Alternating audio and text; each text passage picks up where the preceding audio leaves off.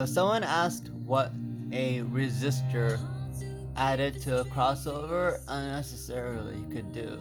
So I got a fat ass exaggerated case and made a switch.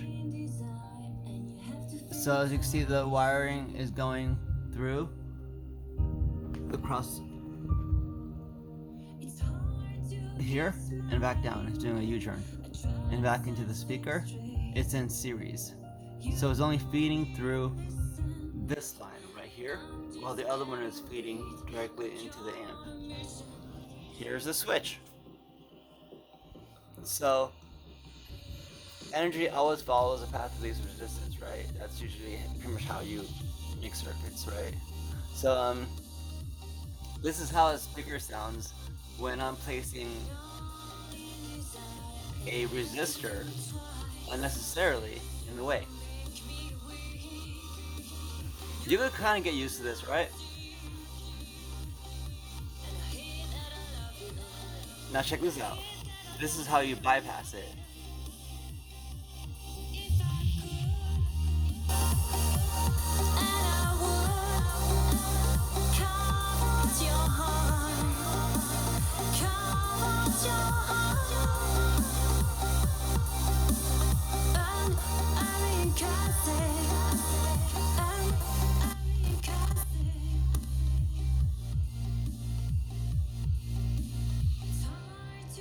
All that's being added to the circuit is that it's being filtered through that resistor.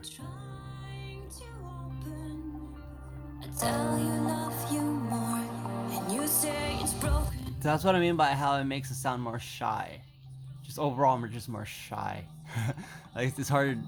I mean, just quiet, but it's and more brittle because this is an exaggerated example because that's basically like a pretty gigantic resistor compared to what you typically find. When you add a slight resistor, the difference isn't going to be this huge.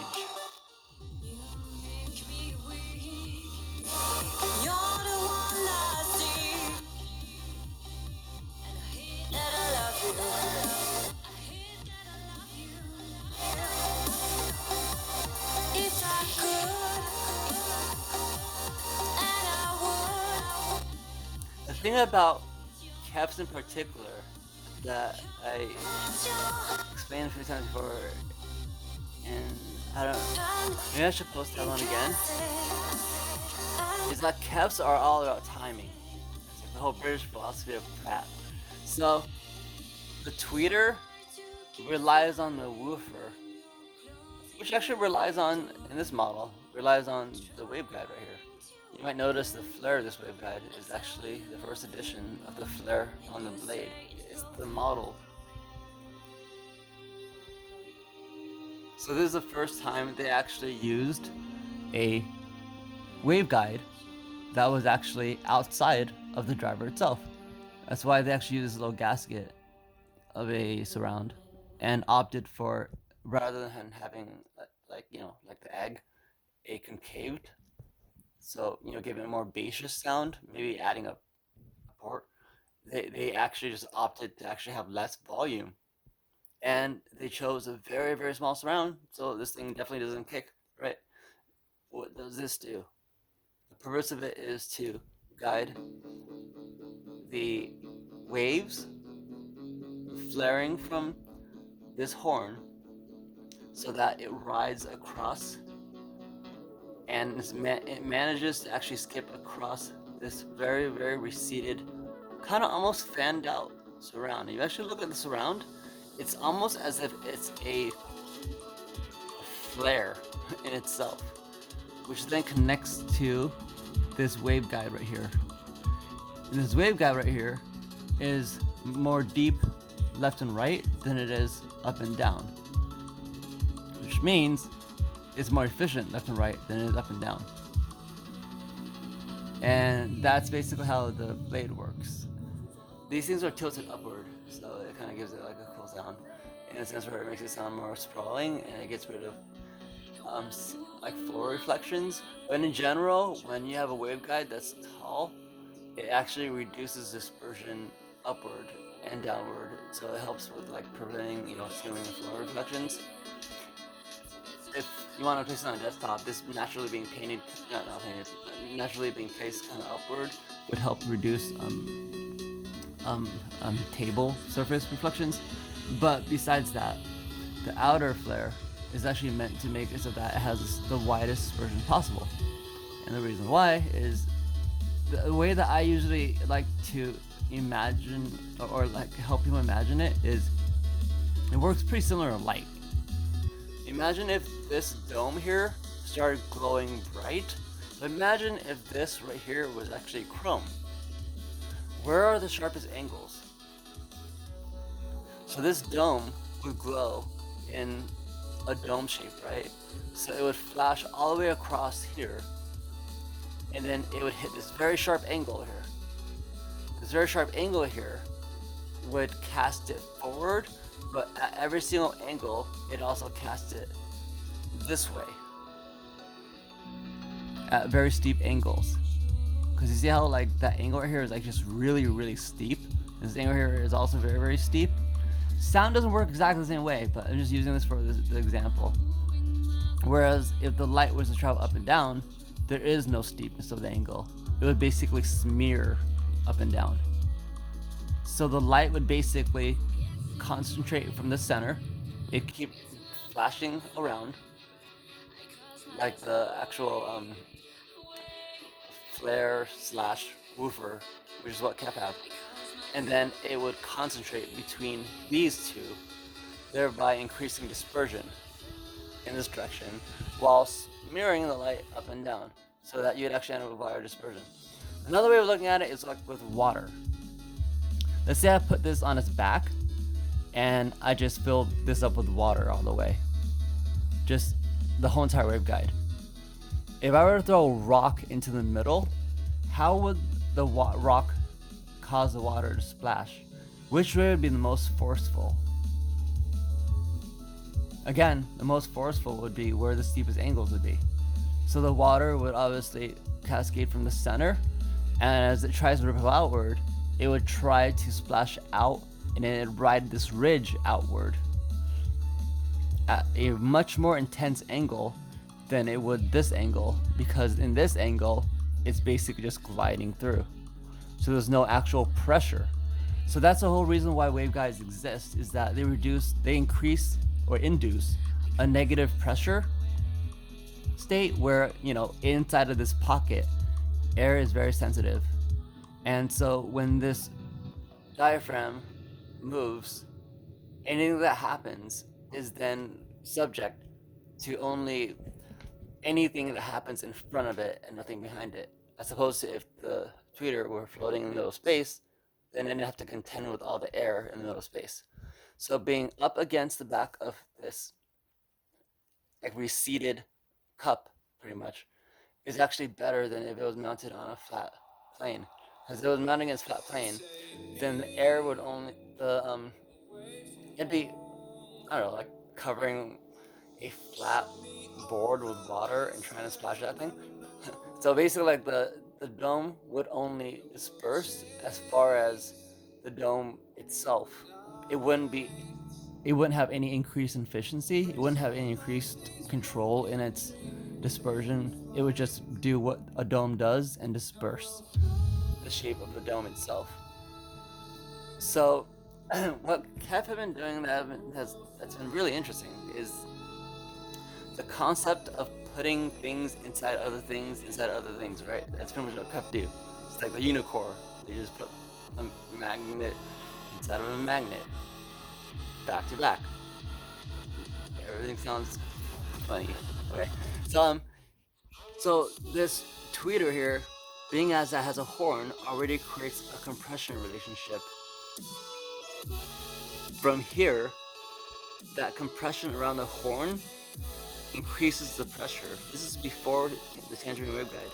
So this right here, not only does it block any potential interference, what's called intermodular distortion, which is exactly the same thing here when you're tuning a guitar and you have the pitches really close together but not quite, and it does that warble sound. When these two cross over and they start playing the same pitch, but not quite exactly in the phase, they also create the same warble sound because they're creating this like really, really fast. Like the difference between playing the same exact note but just slightly off. You hear that slightly off in a rhythm, and that sounds bad. It ends up being it ends up creating constructive and deconstructive patterns, which is comb filtering basically in the forward and backward axis. So as this compression right here increases, and there's my buddy, it actually causes the whole entire dome to want to crawl its air from wherever it possibly can. So air doesn't only come from forward and backward, it actually crawls from axial directions as well. And that's why you'd probably understand why a receded driver would be a good idea, is because a receded driver actually has a negative air pressure current because it doesn't have to fight with the air that's already in the room, that's pressurized in the room. It's kind of like if I dug a hole in the bottom of the ocean and hid inside of it. I would actually have a little alcove where I'd be able to not feel so much of the waves above me. Even if the waves above me were really harsh, if I was inside that little cup that I dug inside the middle of the ocean, like a pool inside of a pool, I'd actually be shielded from that. But not only that, but when I'm inside the pool and I start splashing around, I'd actually be able to make more of an effect than if I splashed around in the middle of the ocean. Because when I'm inside of the little receded cup, the pool inside the pool, anything I do in there is being reflected off of the negative pressure of being inside of the pool around, bouncing off the walls, and the water in there is actually more sensitive because it's more still.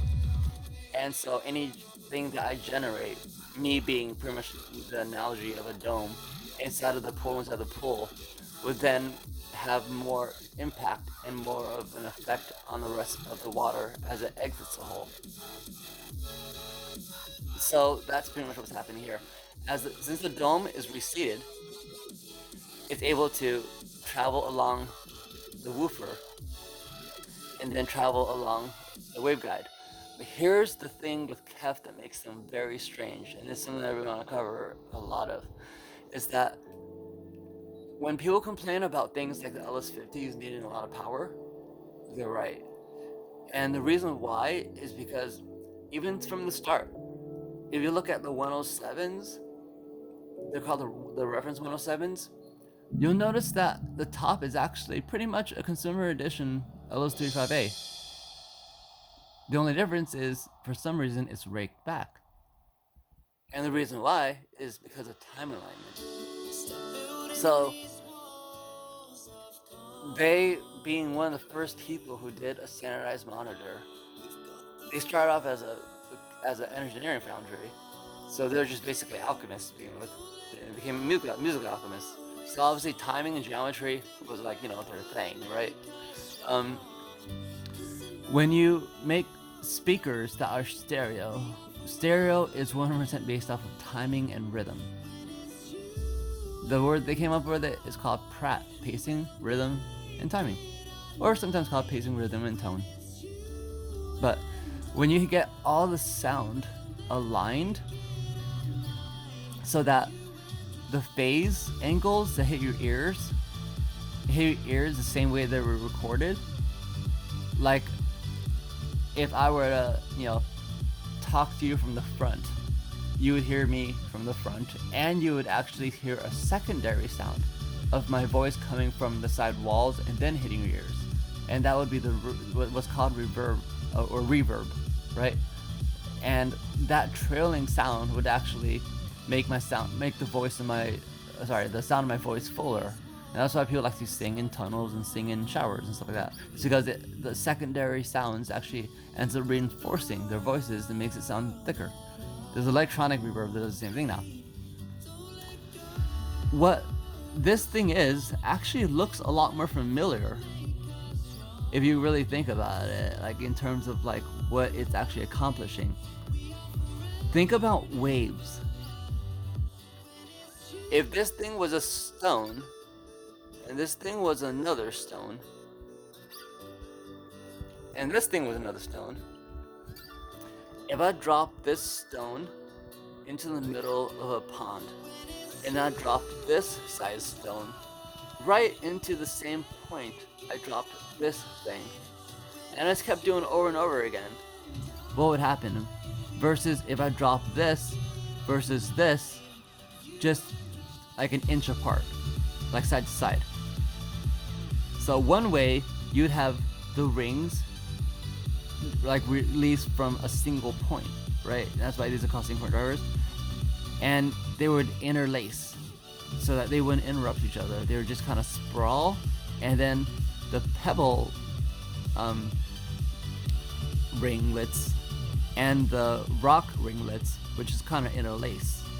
And you would still, from any point in the pool, receive the waves from the pebble and from the rock at the proper time. Just like if you were closer and farther away, it would be the same thing, right? So this thing is designed to be an analog of that, but in 3D. So even though it shoots out at you in what seems like 2D, it's really not.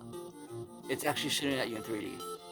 Because not only is it shooting at you forward and backward, but it's also shooting at you wide, but it's also strumming the air along the entire baffle. And that's why people care about things like baffle diffraction. Because as this thing is pistoning along with this thing, it actually needs as much air as possible. So it's not gonna just draw it from the front. It's gonna draw it from the path of least resistance, which means it also has to draw it from the side.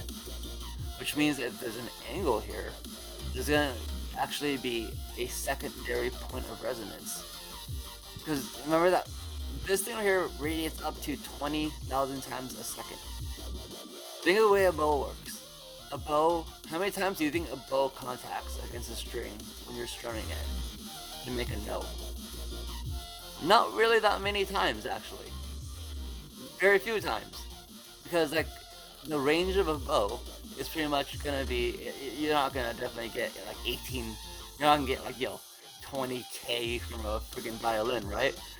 But you can get 20k from a speaker. You can get 18k from a speaker.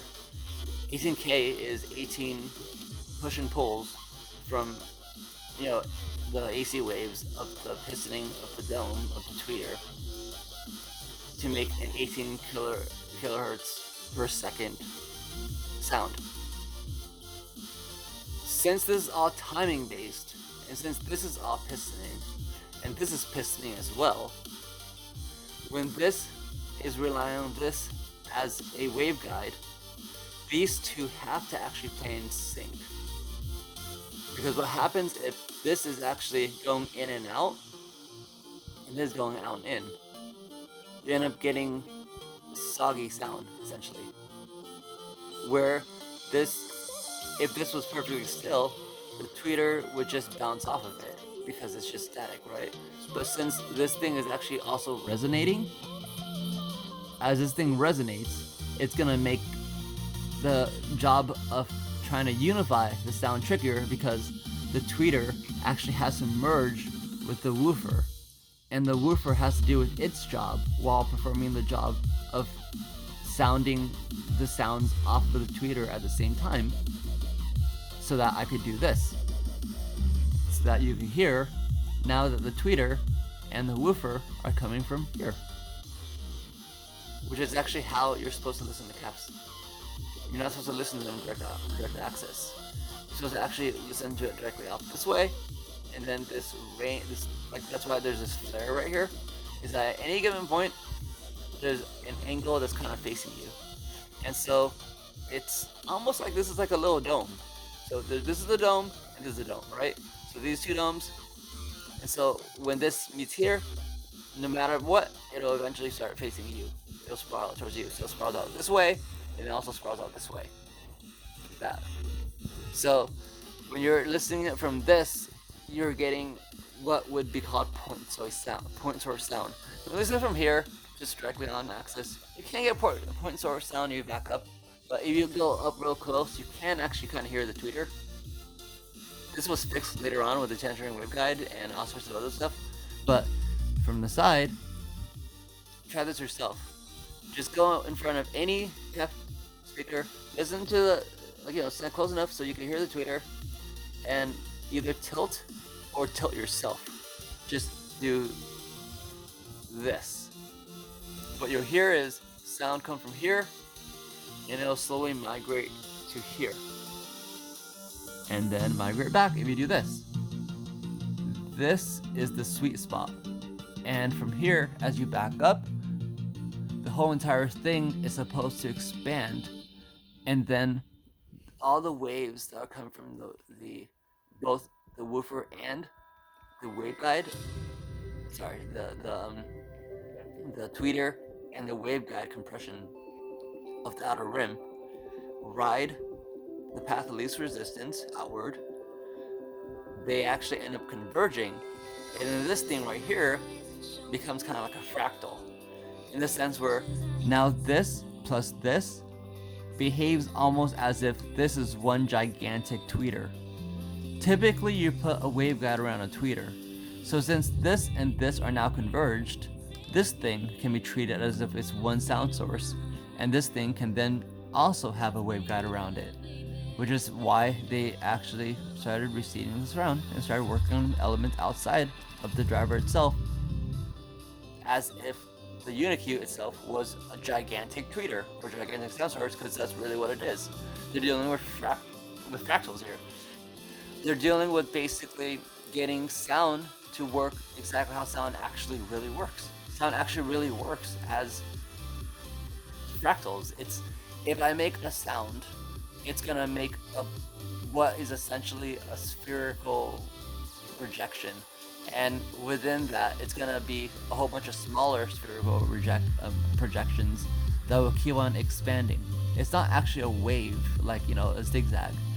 It's more like a pressure wave, like when something you'd see in like an explosion in like a movie or something, where the air itself in a dome compresses, then decompresses, then compresses and decompresses. That's the type of wave that sounds actually make. This is meant to emulate that, and it emulates that by being kind of like a partial dome, right? So that way when it draws sound out, it's able to create what is similar, but in a cardioid shape, to what would be a spherical shape, and try to basically get the sound of 3D audio the way it should be. So there's actually a lot of similarities to the way that KEF speakers look and the way water riplets look. It's because form matches function, and so the alignment and the way that these designs, as far as if you look at things like the shadow flare, for instance, you look at things like, as far as this waveguide right here, that's kind of a pragmatic thing, but kind of also not. you actually do want to decrease ceiling and floor like reflections, but I imagine if someone buys the Blade, they probably have room acoustics, and they probably do have ceiling panels and a rug at least. So as far as like its shape being tall like that on the Blade, I'm pretty sure it's just because it looks cooler. Its ultimate purpose is really just to be like, it's just an increased sideways dispersion, but having like a vertical shape like that just kind of fits better in the edge of the Blade, because if you have like, it just looks better. If you look at the back of the lute-shaped IQ series, right? The back is a lute. The front is a flat, kind of a light bowed shape. So it pretty much looks like the Blade, but turned backward. Then you look at the actual cutout they made for the high frequency and low frequency lighting posts. They cut those in an oval shape, because it just kind of looks better, and it gives you more space to work with. Because when you're dealing with a lute shape that's facing at you, like a Blade shape, an oval shape just kind of gives you more space versus a circle, right?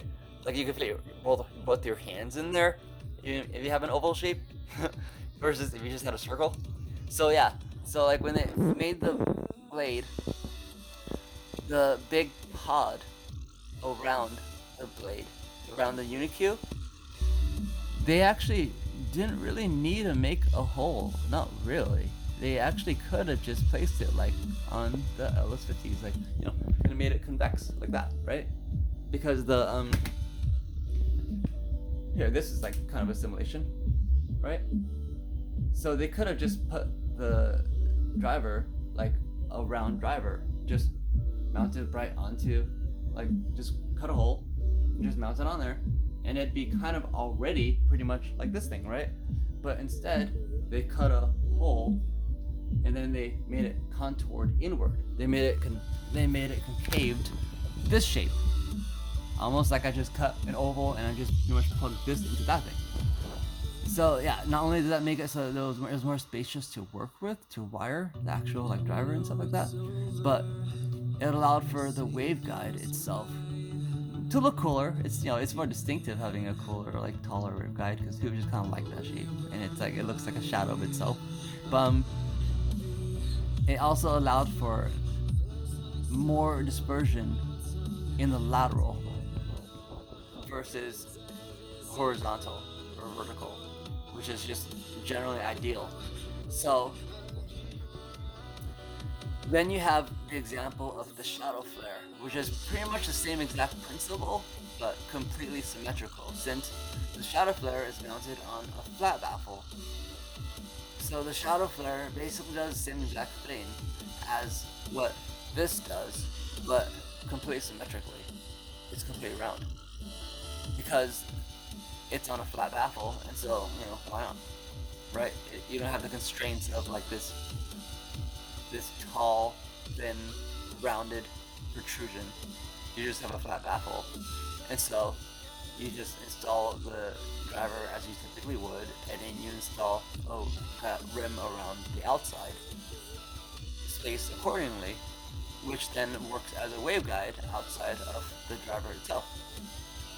And before that, they even had other things that were similar. They actually had like little cutouts, like a little waveguide. You kind of see like this kind of little trim that looks like that one's really famous Sony bookshelf that has like the two stacked array tweeter. I don't remember, but it has like a type of waveguide that has like a whole bunch of ridges, so it looks very distinctive. It looks almost like someone just like etched a whole bunch of circles and deeper and deeper and deeper and deeper until the center was like the deepest. And actually, it looks very much like this. See those ridges? Yeah, so it kind of looks like that. So the original R series had a surround outside the driver itself that had the same kind of ridges as this, and it was the same angle like that, which basically gave it a waveguide outside of the driver, similar to how this thing has a waveguide outside the driver. So that's basically what I was explaining as far as how like new KEF can be defined pretty easily. This is a halfway step just because it doesn't quite have the tangent waveguide. But from the point of the tangent waveguide on, they were able to get the pressure across the dome. This flare helps a lot, and this flare has always been kind of growing. It started off kind of like blocking intermodular distortion and just kind of increasing sensitivity around the edges of the dome, but the tangent waveguide is actually a whole different thing because it has a whole bunch of these little fins that are actually, they look like they're very thin from the front, but they're actually very thick from the back. They actually cover a good, say, 60% of the driver if you actually look at it from the rear. And so pressure as it enters and exits, since the fins are kind of like sharp fins and they're wider towards the outside, it actually increases the amount of pressure on the outside while there's less pressure in the middle. So there's no more pressure in the middle than there is on the outside. It's equalized as if it's a flat panel like this.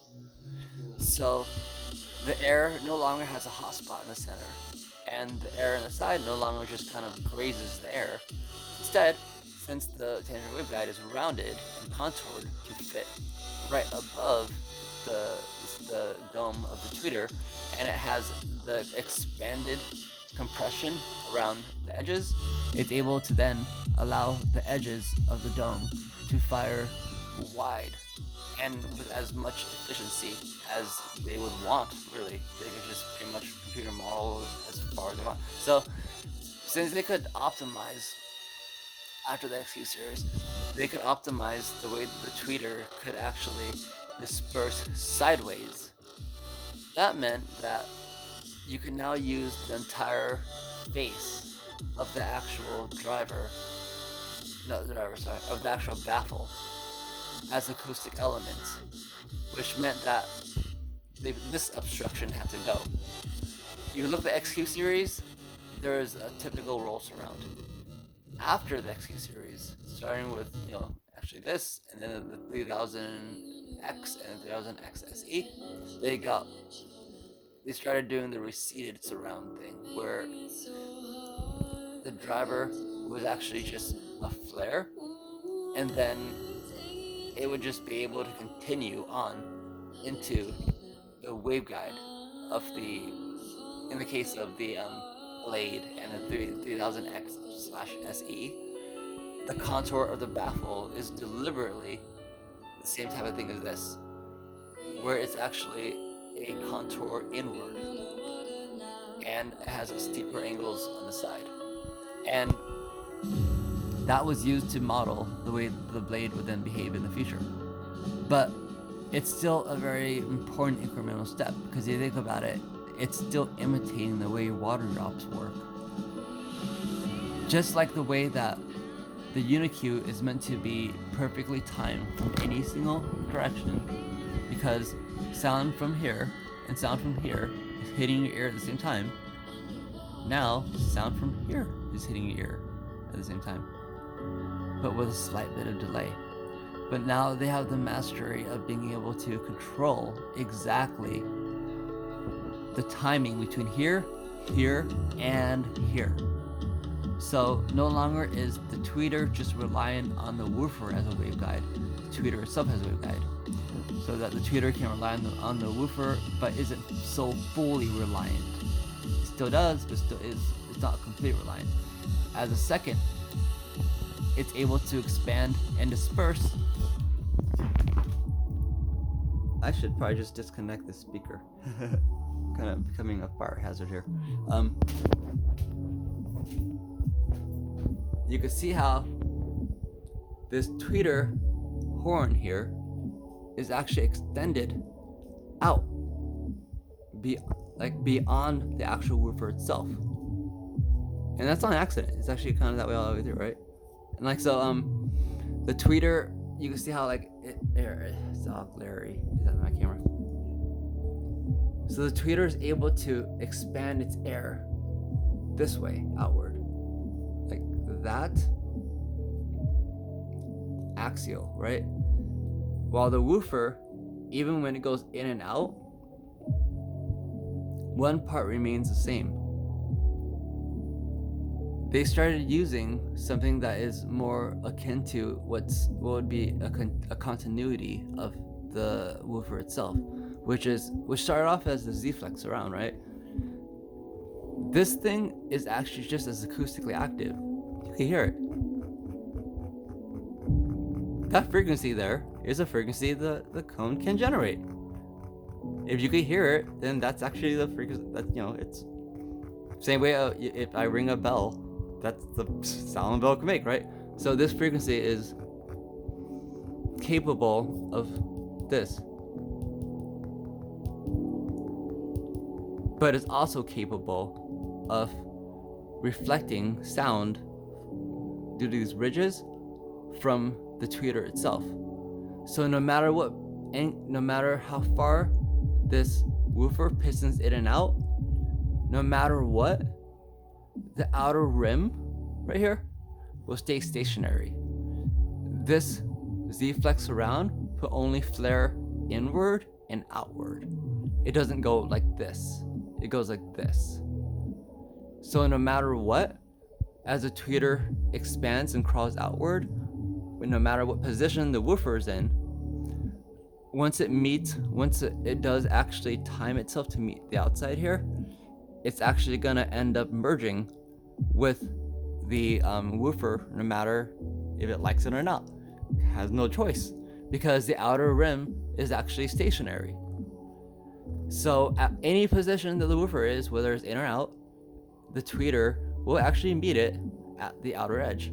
And once it condenses at the outer edge, it's going to actually push it forward. So you're going to actually end up hearing the sound of the tweeter and the sound of the woofer coming from the whole entire driver as a secondary radiation coming from here. This is actually an analog. If you ever have any access to older UniQs, you can find that at the end of the flare, there used to be a flat rim. And that is exactly an analog to what this was. But the old flat rim would piston in and out with the entire driver. And that's what limited the driver, so that you would actually have to use a mid for around the UniQ. If you refer to something like the XQ20, for instance, like there's no reason why that couldn't be this, right? But because they were able to get it so that there was no more surround, like it was just a continuous hybrid, I guess I'd call it, of a surround and the end of the woofer. And then the end of the woofer itself also was able to expand sound outward, and it was also able to converge the sound of the tweeter and the woofer. It was able to allow the sound of the woofer to run much deeper. You can have the woofer travel much further with much more what's it called? I'll just call it, for lack of better words, much more power. It was actually able just to fire a lot harder than before. And in the case of when the tweeter and the woofer had to actually play in sync, when one was purely reliant on the other as a waveguide, there wasn't very much time for the signals of the tweeter and the woofer to align, because the only time that could happen is whenever the tweeter was crawling across the waveguide, and then it hit that flat outer flare, and then it would hit the gutter. The gutter being the rolled surround. Now there's no more rolled surround. Now there's this fixed outer rim, and basically there's no choice. Like the tweeter will eventually meet with the outer rim of the woofer at some point, because the outer rim of the woofer is the surround itself, and it's a very complex surround. And you can see how it's designed so that it has lots and lots of different ways of interacting with the air as a waveguide, essentially. That's pretty much what it is. It's like a giant ring radiator. So it works almost like a passive tweeter ABR, essentially. Yeah. So this, however, is actually a very conservative design, because it was still kind of pretty much trying to straddle between old KEF and new KEF. While this is actually a more future-forward design. The difference being that one uses elements outside of the surround, and one uses elements only at the edge of the surround / the surround itself, and deliberately uses nothing outside of the surround. It's still a really cool box and still does really good for what it is, but that's why it doesn't sound as holographic as the Blade. Or this thing, actually. The reason why is because all you could possibly hear from this thing is coming from here. This basically is non-existent to the sound that you're hearing. The box being extended outward adds internal volume and a smaller footprint, and it gives it more bass, reduces internal diffraction. But as far as from the front, it adds there's no acoustic augmentation occurring at all outside of the driver. Other designs like this, here's the driver. this driver is actually recessed. You can actually see how this flare is aimed directly at this angle right here. It literally lines up. And that's why the flare is actually risen to shoot over the recessed surround. So as the tweeter, very, very, very efficient, deep recessed dome. The dome's actually very flat on this one, but you'll notice that the depth of this is actually a lot more similar to the depth of the blade, whereas this is actually very shallow. But the depth of this allows it so that it's a lot more dramatic. The flare is a lot more dramatic, and so the air that's coming out of this thing comes out with a lot more force, and then has to actually end up getting stopped by this waveguide on the outside. So it has to project hard enough that it actually ends up basically turning this edge right here and the contour of the baffle itself into reflective surfaces that are acoustic. So then now you're out hearing not only just the tweeter and the woofer, but you're actually hearing the tweeter, the woofer, this rim, and you're hearing the entire baffle itself, which is what gives it this holographic sound where it actually sounds bigger than it really is. Because technically, your eyes see a driver and expect the sound to come from here, but you're actually hearing sound that is coming from the whole entire thing. And that's why the blade, even though the blade technically has a smaller unit Q than this thing does, actually sounds bigger. It's because of what is happening outside of the unit Q. And that's actually where KEF's heading forward. That's pretty much what they're doing right now. It's a pretty brilliant thing that I've been kind of, I don't know why KEF doesn't talk about this stuff more, because I think it's really brilliant. But essentially what they're doing is, if you've gone through this video this far, then I'm just going to say it. They're basically creating a soundstage that is exactly a semi-dome. Like, it's a perfect cardioid, three-dimensionally timed semi-dome, where most speakers care most about sound coming this way and try to ignore stuff that's happening this way, as if that's an issue. What KEF are doing is they're using all the elements that go this way in an attempt to create as much sprawl as possible. And that's what actually scales their sound and actually makes it so three-dimensional. By creating sound that goes out and then using the outer baffle shapes, the sound is able to sprawl and create a foundation that's actually much wider than the speaker is itself. So if the sound from the speaker itself casts a sound to begin with, just upon the first exit, the first instant where the tweeter hits the woofer, hits a waveguide, it then sprawls out and casts an image that is this wide and then protrudes forward to you. How much bigger is that picture? And how much more coherent is that picture? Versus if the sound just came from here and sprawled kind of like that. If it just kind of grew like that, right? So what they're doing is they're basically creating something that's like a way that works with the way sound actually moves. The baffle is designed to basically move the way sound moves itself.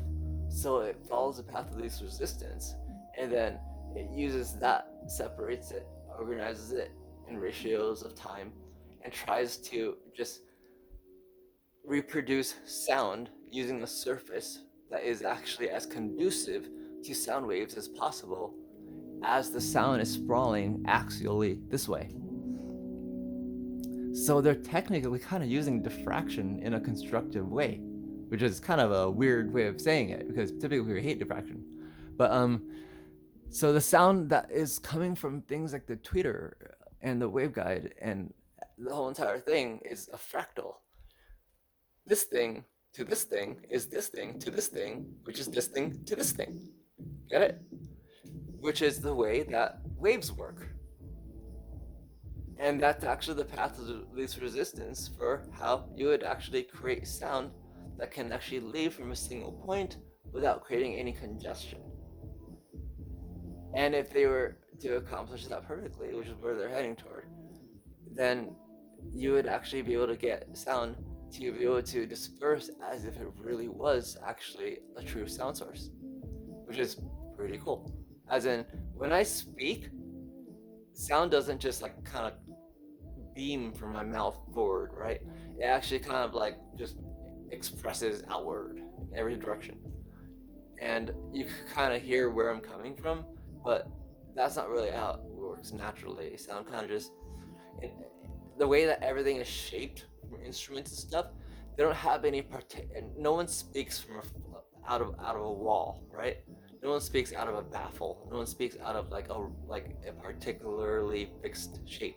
So the way that the baffle works is to try to be as natural as possible to sound waves themselves, so as to not actually cause any sort of unnatural congestion or unnatural moderation, or sorry, modification of the natural propagation of waves. And then the timing of this, the timing of this, and this can all work in unison, sprawl out in unison, which sets the sound stage that then sprawls inward this way. And that gives you the sense of complete coherent three-dimensional space, which is why KEF excel really well at holography. They've been studying holography ever since I think 1988 with ambisonics. Yeah, and so that's pretty much like what their secret sauce is, and I hope I don't get sued for that, because I don't know if that's supposed to be trade secret, because I don't know why it doesn't get mentioned that much, but that's pretty much the way KEFs work, and why KEFs are weird and why KEFs are cool is because they are actually pretty much designing their gear as if speakers never existed. It's almost like speakers from a parallel universe, as if they're like Jules Verne's speakers that are just designed to be sound resonators that move naturally according to the way sound itself works, which is just pretty cool. I find that very fascinating, and I love geeking out on it, and I hope you do too. But yeah, you could see it. It literally looks like a ripple. It literally looks like I dropped a stone here, and it rippled out. It caused a ripple here. It caused a ripple here, and then it just kind of kept fanning out, right? And like since the room is not necessarily like we're not floating around in space, right? Like, and we're not listening in mono.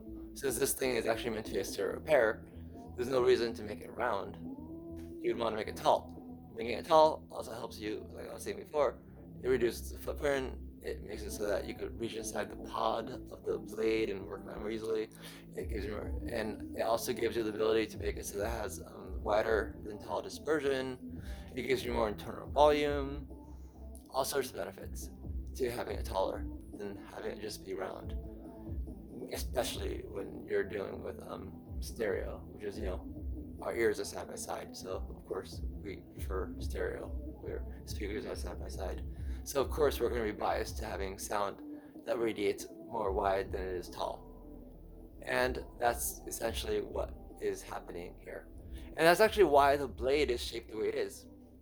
Why there's a natural bias where it's actually, if you study the way it looks, even down to the way the ports in the back are not in alignment, and the way that the blade has the actual ridges in the back when it didn't have to, and in the front is actually thinner but tapered on top and tapered on bottom, and the back kind of has the same taper.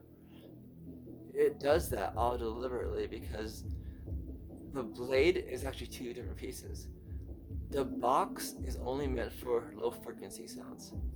The pod itself pretty much doesn't interact with the blade at all, really, like the box at all. I mean, as far as calling it being time aligned, yeah, sure.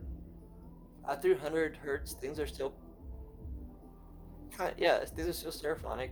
I have these actually pitched at 300 right now, and I do think that it sounds cool when they're stereophonic. But for the most part, I don't really think you'd be able to tell if like the drivers are like like higher or lower as far as the bass, and I don't think you'd honestly be able to tell if like you took the pod out and you just kind of put the pod like a little bit forward and then put like the bass unit thing behind it. But whatever, that's just my opinion. But yeah, the way that the blade works is that it's actually meant to produce a cardio shape. Like it's meant to actually bounce off the back wall.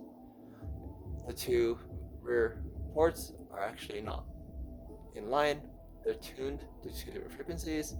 They're meant to break each other's waves, and then from the rear reflection, it's supposed to all end up culminating forward in a cardio shape. So again, it's that semi-sphere thing where the sound sprawls outward, like dropping water, dropping a stone, a pebble, and a stone, and a I don't know, like a boulder, all in the same spot. So it interlaces, but then also having that project forward, so that it's truly a 3D holographic image, all the way from the start to wherever you happen to be in the room. And that's the beginning of pretty much the age of postmodern sound, where nowadays space and time actually matter just as much as tone and timbre.